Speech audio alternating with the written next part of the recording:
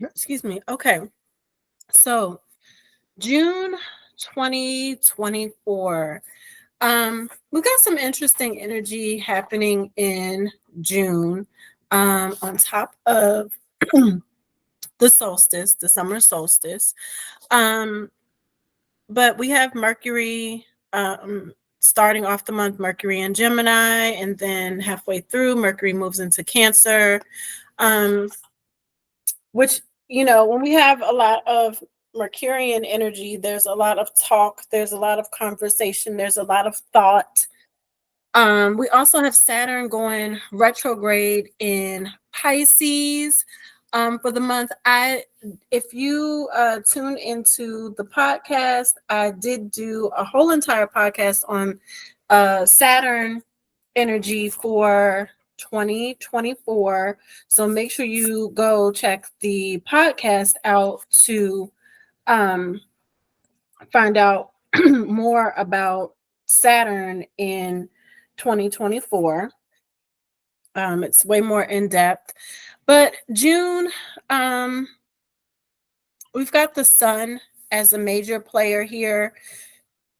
The sun leading the way with the solstice and brightening the path ahead.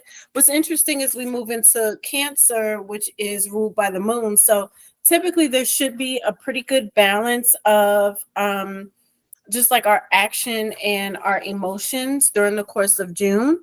But starting off with these more major, I'd like to just do these quickies to give you info on the new moon and the full moon. So there's a new moon in Gemini on the 6th. Thought leaders need to be emerging. And there's also a time where we have to be aware of just too much talking. It's like everybody, like they make jokes, but it's for real. It's like podcast equipment is like, it's got to be on clearance because everybody's got, a conversation going, right? There's like a million sidebars. And where that freedom of speech is quite empowering, it can also continue to lead us astray when people lack discernment to even understand where they should be getting certain information from. Certain stuff is entertainment and certain stuff you're supposed to learn from, and people are really guiding their lives by some of this just excess conversation.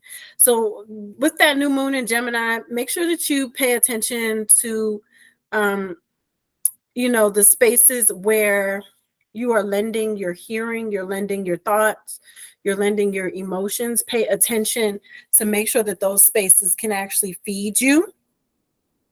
Full moon in Capricorn on the 21st.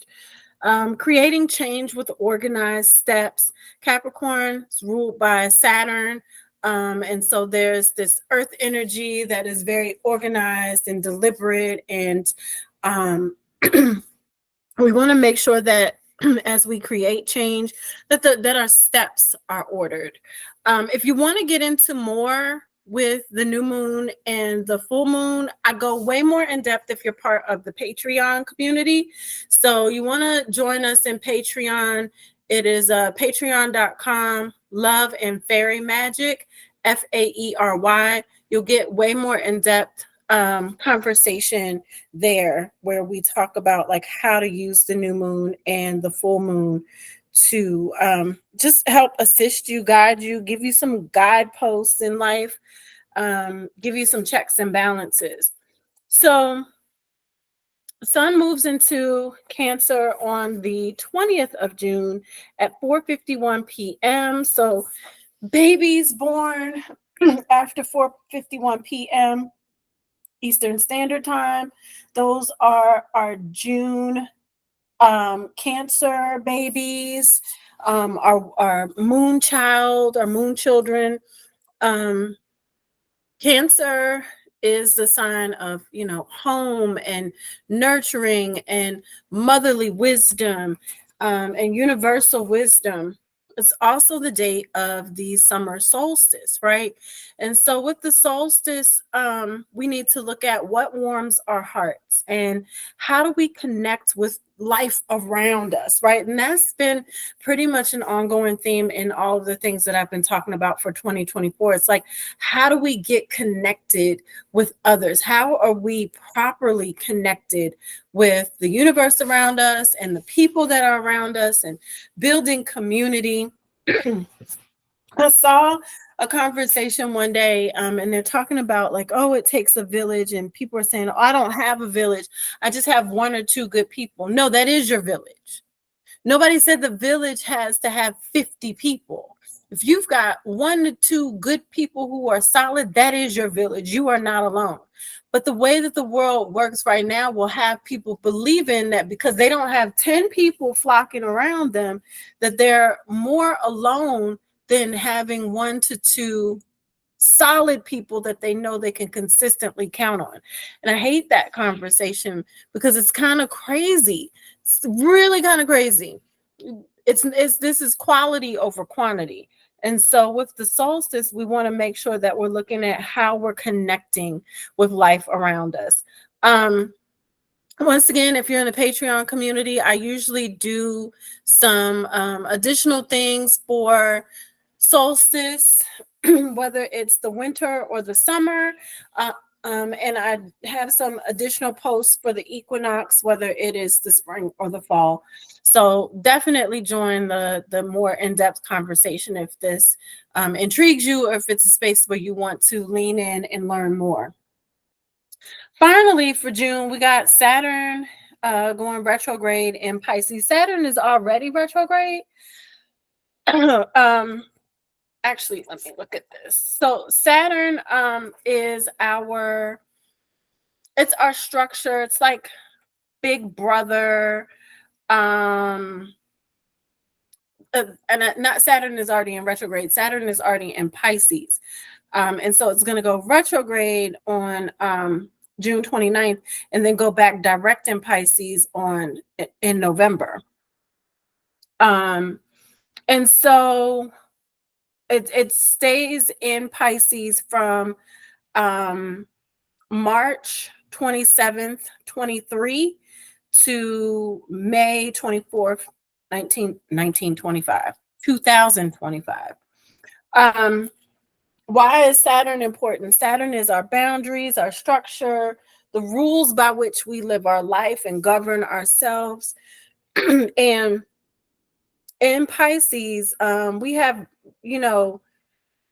to have some boundaries. We have to look at sweeping around our own front door.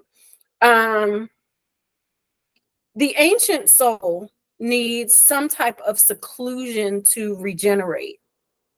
It doesn't mean that you become a full-on introvert and hermit and you don't do any peopling.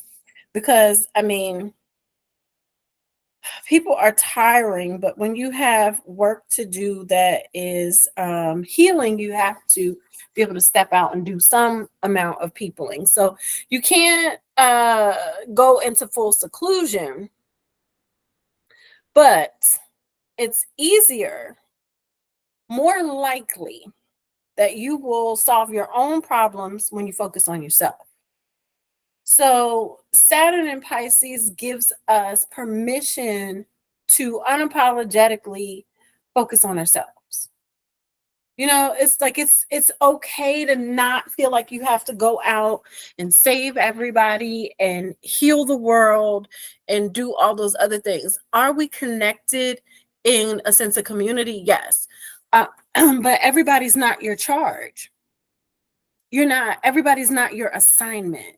And I always give this example because it's one of my favorite shows, but with the show Charmed, every week, the Hollowell sisters receive a charge.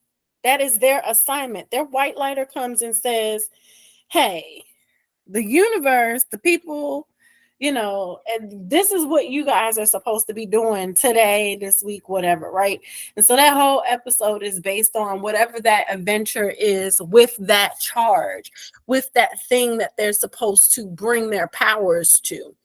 And that's how we got to start to see life a little bit more, because people are burned out because they all up in everybody else's stuff. Sometimes you got to take the time to make sure that you are really pouring into yourself. Like, your gifts should serve you. Your gifts, you don't just have your gifts to serve other people. Like, you actually do have your gifts to serve yourself, to serve your own family. Like, it would just absolutely be unintelligent and lack wisdom for you not to use your gifts for yourself at some point in time. But that takes some reprogramming, because we've been taught that being, looking out for the self where your gifts are concerned we've been taught that that lacks humility, and that's not what we're supposed to do. And actually, it's quite the contrary. We're actually supposed to use divine wisdom to guide ourselves, to guide our loved ones, to guide those in our community, and then be a blessing to others. So June, lots of great energy for, things just being open, trying new things, being in new spaces, making new friends, making new associations, feeling that level of clarity and saying, you know what, I'm going to go ahead and go for this.